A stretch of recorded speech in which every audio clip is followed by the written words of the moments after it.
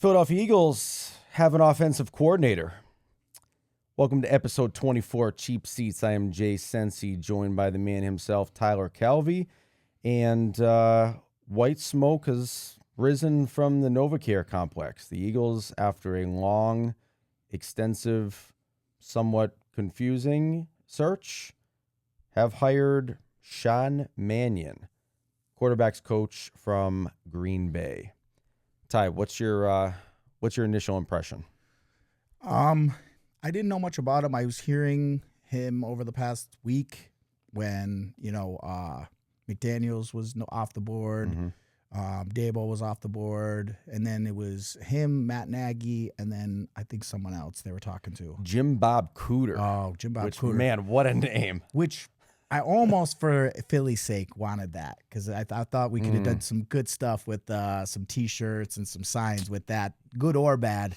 We could have went that way. Imagine a Lincoln Financial Field parking lot T-shirt from a dude in a shopping cart with Jim Bob Cooter on it. Take my money. How much? $20? I'll give you 10. Done deal. Done deal. Done deal.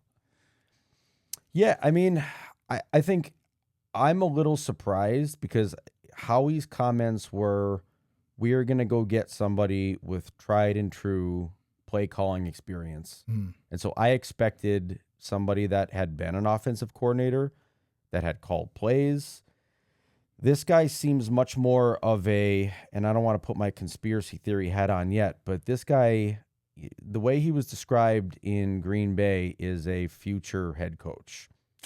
I almost wonder if they're grooming this guy early because Nick's so far on the hot seat.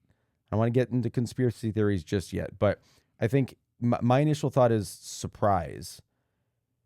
Somebody who's never called plays. I mean, he's been a coach for, I think, 2 years, they said. He was on an NFL roster as a quarterback, I think Seattle, in 2023. So he's a little green. Everybody says he's really sharp. I think the thing that worries me, though, is he hasn't called plays. Yeah. He's 33 years old, a little young. No head coaching experience or no offensive coordinator experience, no play calling experience. The only thing I can say, I do know a little bit. So he's a journeyman quarterback. They said, I believe he got a cup of coffee with the Eagles at one point as well. Really? Yeah, he was on Minnesota. He was on a bunch of different teams. So the only thing I could grasp from that is his ability to maybe get in touch with Jalen as far as like, man, I get it, how hard it is to constantly have to learn new systems. What can we do to, make this offense run most effectively for you? The only thing, I'm concerned about is, is he going to be calling the plays or will he be the offensive coordinator and Nick Sirianni's calling the plays? It'll be interesting to see where everything goes as far as this because first-time play caller, we've dealt with that a couple times, and it's not been the best results. So we'll see. No, it hasn't been good results with Nick calling plays either. No. I mean, I think I read something the other day.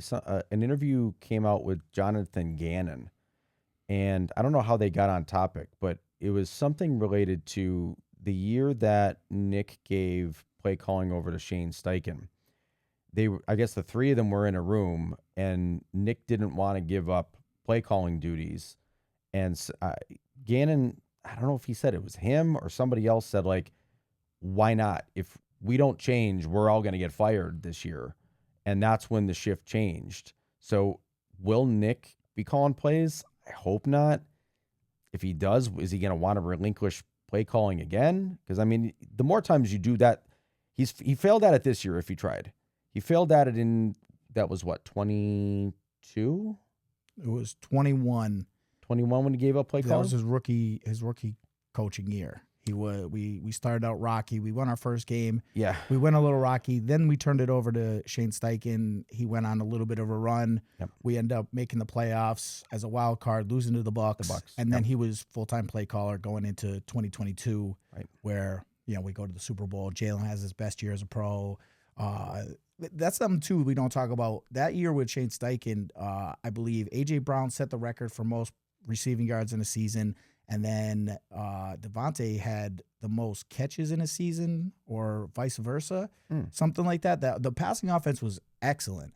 It's going to be interesting to see also how the meeting went. You know, if you're, I think a couple of these, why they went with this guy is because he doesn't have any leverage otherwise. I think some of the more seasoned play callers and head coaching guys with possible head coaching experience or experienced offensive coordinators came in and said, okay, cool. So what kind of car am I driving? You know, what's that? We're like, well, it's a really nice car, but you know, the tires might not be here next year and the transmission might retire. So speaking about like AJ Brown might not be here. Lane Johnson might not be here. A lot of moving pieces. And then the rumors, we were talking about before this hire, we were going to come on and just talk about all the rumors that we've been hearing. You know, I'm hearing that Jalen Hurts isn't the easiest to work with. Now they're blaming him, saying, you know, he's limited, but he doesn't want to, you know, conform to what the play calls are. So he's kind of calling his own dig here. And, you know, so it'd be interesting to see. I just don't understand why Sirianni's still here if any of these rumors are true, where you've lost A.J. Brown, Jalen don't want to listen to nobody. The offense is in just chaos.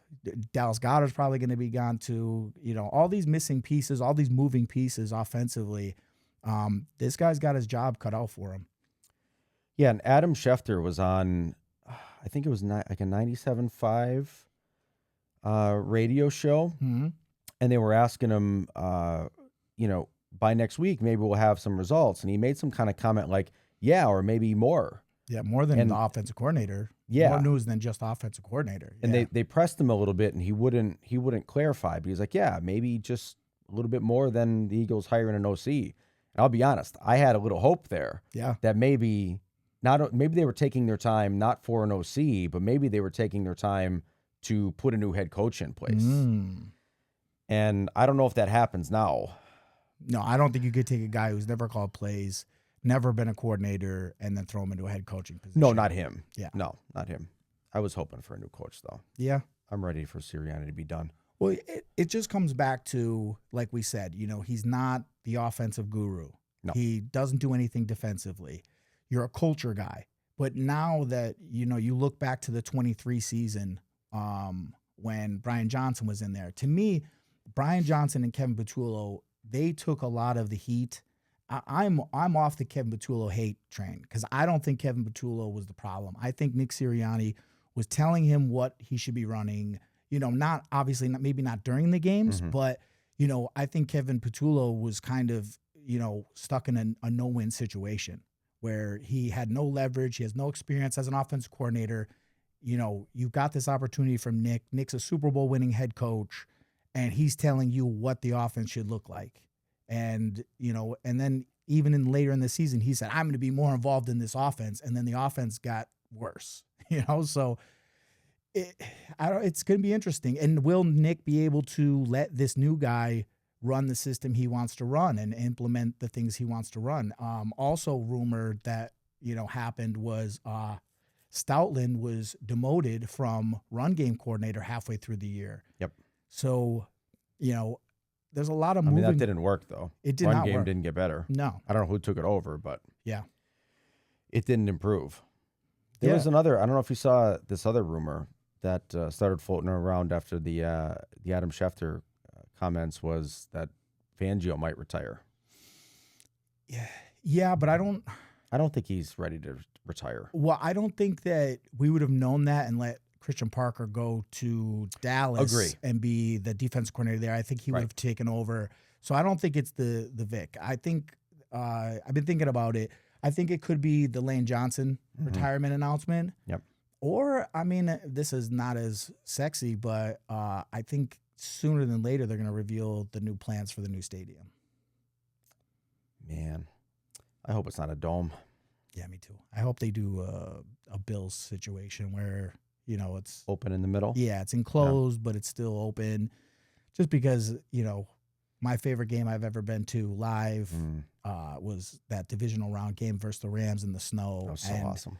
Without the snow, it would not have been as epic of a game, I don't think. So, yeah, I would hate to see that element be taken away from, especially Philly. We're tough, cold weather, those things play a factor. I don't think we would have maybe even beaten the Rams if the weather was bright and sunny. I think it Yeah. played, home field advantage matters.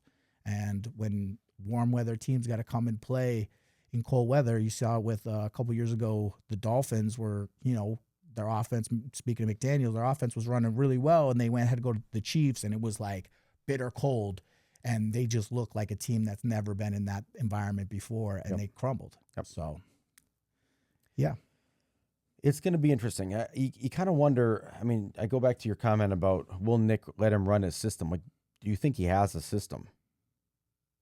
Right? I mean, if you're a quarterback's coach, you've never been an OC, you've never coached. I don't think he ever coached in college. Right? He came right out of the NFL, went right into I think like a QC role. Yep. And then the quarterback's coach. Do you have a system? And can you put one together that quickly? I don't know. That's what worries me. Is he's kind of starting from nothing. Yeah. Right. It's not like he was an OC or an assistant offensive coordinator somewhere else and had exposure to multiple systems. Like he worked in one place. I get that he quarterbacked lots of places. So I mean, can the guy come up with plays? Yeah, sure. I think what worries me the most is just. They said they were going to get a guy with experience, and they got possibly the guy with the least amount of experience of the candidates that were on the list. I'm going to give him the benefit of the doubt. I mean, we got to give him the benefit of the doubt. See what the guy's got. Everybody says he's a sharp guy. Being sharp's great, but experience matters too. Yeah. I want to believe that if this was which it seems was a pure Jeff Lurie, Howie Roseman hire, I feel that they did their due diligence. They got a lot of input from a lot of different coaches, and I think that they saw this guy. Hopefully, they have great vision. I give them that. Howie Roseman and Lurie, they see things in the future, and maybe they were so impressed by this guy. The thing that will play very well for him is the fact that he was a backup quarterback in so many different systems. So he had to learn a lot. And as a as a backup quarterback, you're basically another coach. Yep. You're preparing as to be the starter, but you're also breaking down everything to give input to your starting quarterback, when you can. There's always that. That's why I was hoping that they were going to reach out to Nick Foles, not for the offensive coordinator position, I don't think, but something, bring him in as a consultant. And but I Maybe think he could be a QB coach. hell yeah, Right? oh hell yeah. I think though I like the fact that he was a quarterback and he has play experience, so I don't think it'll be too big for him. The only thing I hope for him, I hope he'll go in the box. I hope he'll call plays if he does call plays, or even if he's just a quarterback. I hope he's up in the box. Yep. Away from the emotion of the game, because there's a lot of things that get taken up, and I felt that was a problem with Kevin Batul. I think to see AJ Brown act the way he does, Jalen gets locked into his zone, and you're not sure how these guys are feeling. Well, you're not sure how Jalen's feeling, but you know exactly how AJ Brown's feeling, and he's coming over to the sidelines, chirping, feeling some sort of way, slamming his helmet, ejected, and then you're like, all right, I got to get him the ball. Where if you're up in the box, you're just doing whatever you're doing. You're worried about next play call, next play, next sequence. Yep. And a seasoned professional quarterback, backup or not, can handle those type of emotions. Where I think, for sure, I think Kevin Batul is over his skis. And also, like I said, I think he was just a puppet for Nick Sirianni. I think this was Nick Sirianni's baby, and it didn't look good. I hope you're right about it being a Howie and Lurie decision and not a Nick decision, because I think they have the power to put the guardrails in place to give this guy the freedom that he needs to succeed. If he's just there to be stuck underneath Sirianni and be a lapdog and do what Sirianni asks, we're not going to get much different from a results standpoint this year than we are, next year as we are, as we had this year. And that would be hopefully the end of Nick if that happens. Yeah. He's got a hot seat year for sure. My biggest concern, though, is the A.J. Brown situation. Mm-hmm. So we can't really move him until June 1st. Like from my understanding, as how the numbers break down, is it would be very ill-advised for them to move him pre-June 1st, which means you have to go into free agency with the idea of he's definitely gone, right? Or is he staying for sure? Or does that waffle here and there? You lose communication with them and you're not exactly sure what you're going to do with them. Right. So now you have to go through free agency and the draft without having a clear vision of what pieces you're going to have on the field starting week 1. And to me, that is one of the biggest things. And I think that's probably a big reason why a lot of veteran coaches were a little weary about taking this job, because, you know, there's a lot of uncertainty with this team moving forward. Mm-hmm. I mean, I think they know. I think Howie and Jeffrey know what they're going to do with AJ. So I think they're going to make those moves accordingly pre-June 1. Yeah, the salary cap doesn't come into effect until, I don't know exactly.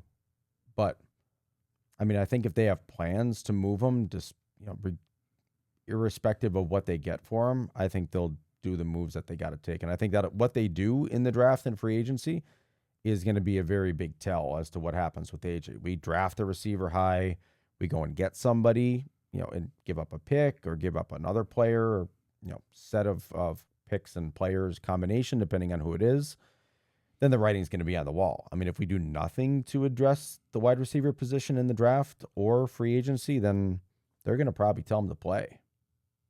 Yeah, I mean, I would love for this offensive coordinator to be a real, you know, shot of energy as far as AJ goes, as far as Jalen goes, with the guy that they could look at as a younger guy who gets them, a former player in the league who gets them, and can get across that, you know, we need all the pieces to finish this out. For me, I would love for AJ Brown to have one more go, only because I believe that he's egotistical enough in a good way to where he knows he didn't put out his best in that last game. He didn't put out his best all season. And I would love for him to come in with the chip on his shoulder, like, this is my last go here, and I'm going to go balls out, fuck everything else, and I'm just going to come in and play. But, you know, he hasn't been able to do that over the last couple of years, and he just can't keep his emotions out of it. No. So, but if you're Sean Mannion and Howie or Jeff Lurie tell you AJ's going to be here, AJ's my first phone call. I call him and be like, let's meet. Tell me what you think went wrong last year. Tell me what happened. Tell me where things fell apart, and start to address those root causes, right? Go right to the source. Talk to Jalen. Talk to these guys one-on-one and get their perspective as to what fell apart last year, and start to do some actual root cause analysis. Find some of these root causes and Band-Aid them. Fix them. Fix them organizationally. Fix them schematically. But I feel like sometimes these guys in these coordinator positions, they've got their way, they've got their plays, they've got their game plan, and it's not, they don't go to the source that's actually executing a lot. So I think if you're this guy and you're young, you don't have the experience to be on a high horse, right? Nor should you. But I think it's also an opportunity because from an age perspective, he relates pretty closely to a lot of these players. Go to the source and just talk to these guys. Develop that kind of relationship early on. Give them the ability to give you some input and use that to frame up what you do from a scheme and a playbook perspective. That seems very logical. I mean, listen. But you would think Kevin Petullo would have done the same thing, and so on and so forth. But so here, you're Mannion. You're the new OC. What's your first phone call? Who are you calling? AJ Brown. So now you got Jalen Hurts. Now what if Jalen's like, oh man, you're calling AJ first? That he was the most crybaby? vocal. He was the most vocal. Yep. You know, let's hear him out. Or you know what? Put the two guys in a room. Get them in a room together. I think their relationship is better than some of this, bullshit in the locker room comes out. All right? Wishful thinking maybe, but sit them down. Guys, tell me what you think.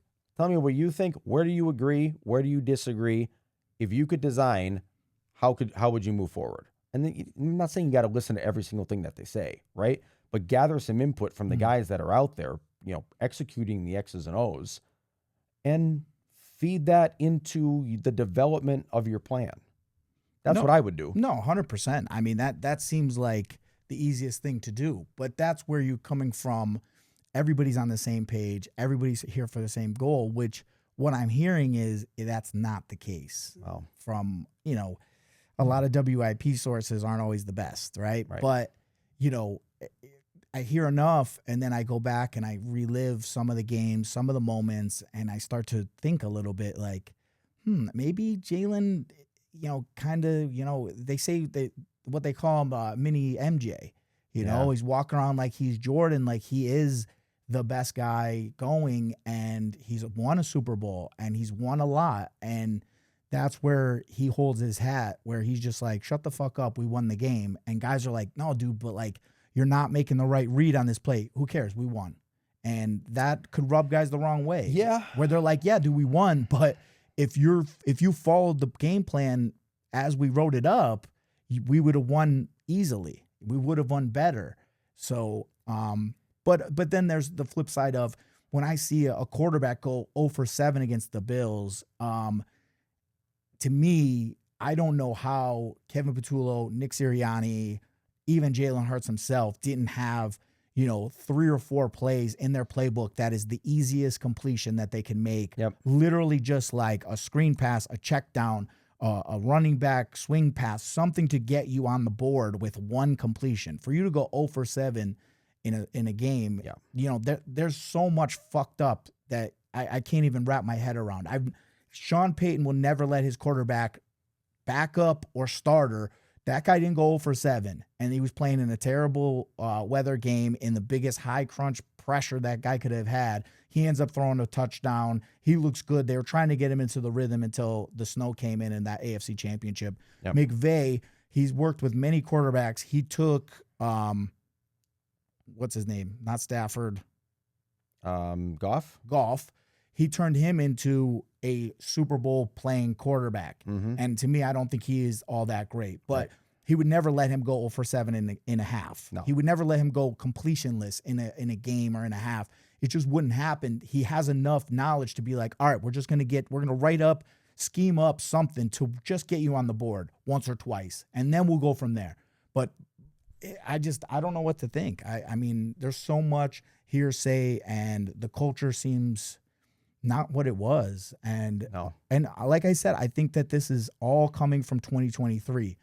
That collapse had some aftershocks. It's just Saquon Barkley was so good that it covered up a lot of the bad stuff. AJ was not happy during that Super Bowl run. He was reading books on the sideline. He was dejected. Brandon Graham came out mid-season and said, yeah, man, they're not on good terms. Mm-hmm. I mean, no, just kidding. They're on good terms. I didn't mean what I said, but he said what he said. And then, like I said, going back to, AJ he pulled a little bit of what guys used to do with Jerry Jones, where they would overstep the coach. So when AJ's tweeting, it wasn't Sirianni that sat him down. It wasn't Jalen Hurts that sat him down. It wasn't any of the guys right there in the locker room that say, hey, man, we need you to dial in here. Because I'm sure they did say that, and it still continued until Jeffrey Lurie came down and said, listen, AJ, I need you to stop tweeting. And then it stopped. Mm-hmm. So that's a bad culture. And that's something that can, besides the injuries, besides the stuff on the field, besides the bad play calling, that's the stuff that, concerns me the most.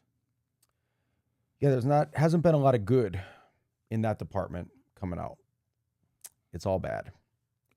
They got to fix that. I mean, at the end of the day, they don't necessarily have to like each other, but they have to be willing to go and battle for each other if they want to win. I think you got to kind of like the guy to be able to do that sometimes. If you're trying to win a Super Bowl. Oh, it helps. If you're trying to win the Super Bowl, if you're the Raiders, you're just like, hey, guys, just get along enough to where we can get through Sunday. Yep. But if you're trying to win the ultimate goal, it's such a contrast compared from, one Super Bowl victory to another. That team we had in 2017, they literally loved each other. They loved the coach. And it was clear. Nobody had to keep telling us of how much the coach loved them and they loved the coach. Like, it wasn't a lot of fluff. Like, Right. you just saw it. We're all we got, we all we need. Yep. Which the Patriots have stolen this year. I don't know if you've seen that. I have seen that. And Bullshit. They're chanting it like it's the first time the world has heard it. Get the fuck out of here. When do you, since it, it's not bad that they cheated multiple times already in prior years. Now you're just going to steal slogans from Yep. Super Bowl winning teams that also beat you. that we used to beat you. Yeah. That was the last thing you guys heard before kickoff, before we kicked your ass, But my thing with the offense, though, and look at 23, look at 24, look at 25. Mm-hmm. As far as the passing game goes and the offense, nothing was different. It was the same stagnant play calling, same bad concepts in route running. The only difference between 23, 24 and this year was Saquon Barkley hitting 80-yard touchdowns. Yeah. And that is a big eraser. It's almost like, as a fighting reference, like Deontay Wilder was, 41-0, and he picked up boxing at 20 years old. He wasn't the greatest boxer, but he had knockout power. So there's a big eraser for your mistakes. And looking back on the Super Bowl run, there were a lot of things that you don't want to accept in a win that you wouldn't in a loss. And a lot of the passing game was just the same bad, stagnant. Now, is that Jalen's fault? Is that Sirianni's fault? Is that Kellen Moore's fault? But to me, the common denominators are two things. It's Jalen Hurts and Sirianni. They were there in 23, they were there in 24, and they were there this year. And the offense looks like shit. So let me ask you this. Who's on the bigger hot seat this coming season? Sirianni or Jalen? I think Sirianni, only because it's a lot easier to fire a coach than it is to dump a contract like Jalen's. But I think they're tied to each other. And to me, remember 23, they were saying that Jalen doesn't respect Sirianni's knowledge on the game. Mm-hmm. And sometimes when you hear him talk and sometimes when you hear him go out, he doesn't seem like a guy who has a grasp of the X's and O's. He is a lot of rah, here we go, come on, guys, kind of coach. And I'm telling you, if guys come in and they don't believe in you and they don't believe in the message, all that rah shit don't mean nothing. Mm-hmm. And I think that there were a lot of players that 2024 season that weren't buying into the rah. But when Saquon's running for 80-yard touchdowns and winning games for you, they buy into Saquon. It's easy. Yeah, but it's easy to buy into the message. It's like when you're winning, all things are good. Right. When you win the last, whatever we went 15 to 16 games or 16 to 17 games, it's easy to say like, AJ, don't worry about it, man. We won. Saquon saved us. And to me, that's that. Now that the scales are off my eyes and I can see clearly, the offense looks like shit. Even in that Super Bowl run, it looked like shit. The passing game was shit. The only difference was that Saquon was a superhuman freak for one season. And this year is a little closer to what I think he's going to be moving forward, right? In the offensive line, I give that. The offensive line was dominant. But that's what I'm saying. We're blowing people off the line.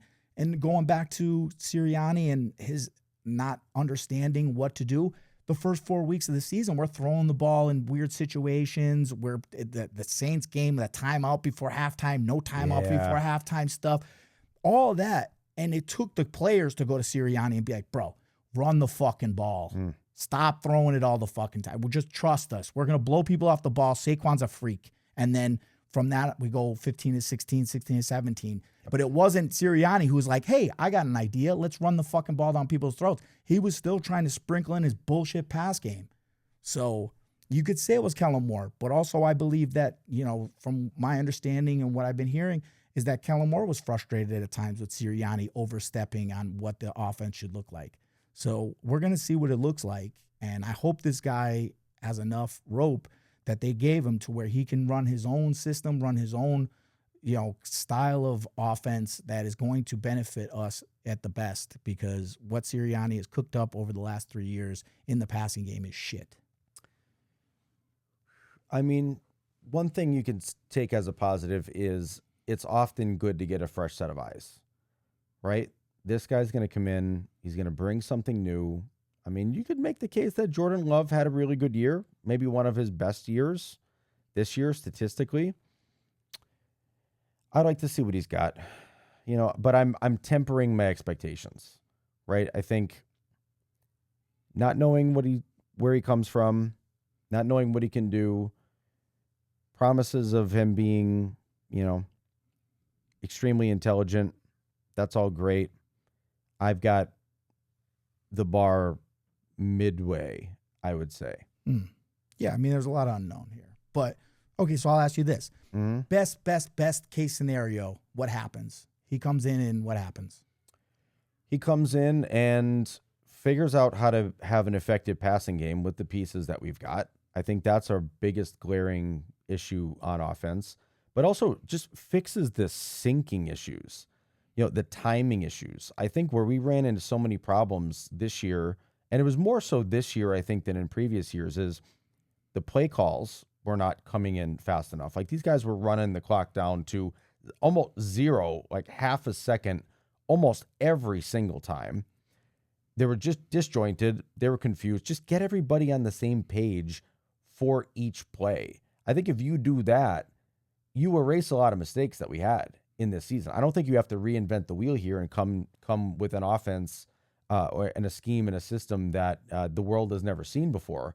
You've got so much talent that all you have to do is just keep them well-oiled and moving all at the same pace. And I think you can have a lot of success on offense. So if I were him, I wouldn't try to reinvent the wheel. I would just try to fix the cogs that are slowing things down and fix the low-hanging fruit, and then see from there where you can make tweaks throughout the system. Yeah. What I'm hearing you say is we need more attention to detail and more discipline. Yeah. Because a big thing this year was the penalties. Yeah. We can't run RPOs because Tyler Steen's always downfield. We can't run any pick plays without getting called for pass interference, which is also an indictment on Sirianni as well. He's a wide receivers coach. So the fact that we can't run pick plays ever, and you should watch, I just watched the rest of the league. They run all of these simple concept things that create huge opportunities, and we're just undisciplined to do it. Yep. And that's the most frustrating part about this whole thing. But go back to 2023. That was something that we dealt with. The only thing about 2024 is I felt, we were more buttoned up, but it's a lot easier to call run plays a lot. And we were giving Saquon the ball 400 times that year. So it's a lot easier to get those play calls in, Saquon right, Saquon left. Yeah. But I mean, if the offensive line is healthy and on the same page and disciplined, then you can do that. You can call more of those plays. Yeah. But also coming into this year, where are we going? Is Fred Johnson going to get signed back? Is Lane Johnson coming back? What are we doing with our guards? They're saying we're going to get Becton back. Oh, okay. They were saying that that's a possibility. He didn't do very well in L.A. No. But, what is Landon Dickerson moving forward? Did we get the best of him? Because, I mean, it's not unfathomable to think that Cam Jurgens and Landon Dickerson are cooked. Guys that big, injuries start mounting up, and it could be a 2 or 3 year career, and they're just never the same. Right. These back injuries are a problem. Cam Jurgens with that back injury, he played through it and showed his toughness. But this year, we couldn't run the tush push. I think was a big deal to do with the fact that I don't think he can move and drive like he used to. I don't think compressing his spine is in his best interest right now. Landon Dickerson, ankles, knees. That's stuff that ruins offensive linemen's careers. And so what does that look like? That's my watching the biggest thing. Yeah, this year, the penalties and the offensive line play was not up to par. But I felt that a lot of it was, that these guys looked slow and beat up. And Lane Johnson missing 10 weeks or Didn't so. help, no. And the fact that he was supposed to come back for the Raiders game, he was supposed to come back for the other game, he was supposed to come back for the playoff game, and he never did. That's not good. No, he's not healing fast. No. Right? Yep. which is going to happen. I mean, I think that's got to be priority number one is offensive line, right? I mean, I think we're picking 2023 or 24. Do you move up and get a really high offensive lineman? Do you do it through free agency? I mean, Fred Johnson played well. I would re-sign him. Lane's getting up there. I would love to see him come and play one more year. Yeah, I think he will. It's just my gut. I think if he had finished the whole season, maybe I wouldn't feel as confident, but I think it chapped his ass quite a bit by not being out there and then the team going out the way that they did. I think he would have liked to play. I'd like to see him come back for 1 year, but yeah, Dickerson and Juergens are a very, very big question mark. So I think you got to get at least some depth to let Stoutland train up. Yeah, I mean, I'm for sure trading up as high as I can to take the best offensive lineman available. Yep. Doesn't matter, guard, center, tackle, don't care. Yep. Just whoever's the best guy available, get him, coach him up, and we need an impact offensive line wise from day one. We need a day one starter because that is the strength of this team. This has been the strength of this team for probably the last 10 years, maybe even more, was, the health and versatility of this offensive line. Mm-hmm. And the tackles are a huge part of that because of how we block things and we leave our tackles on islands a lot. We don't help. We don't chip much. So, we require a lot from that left and right tackle position, more so than other teams.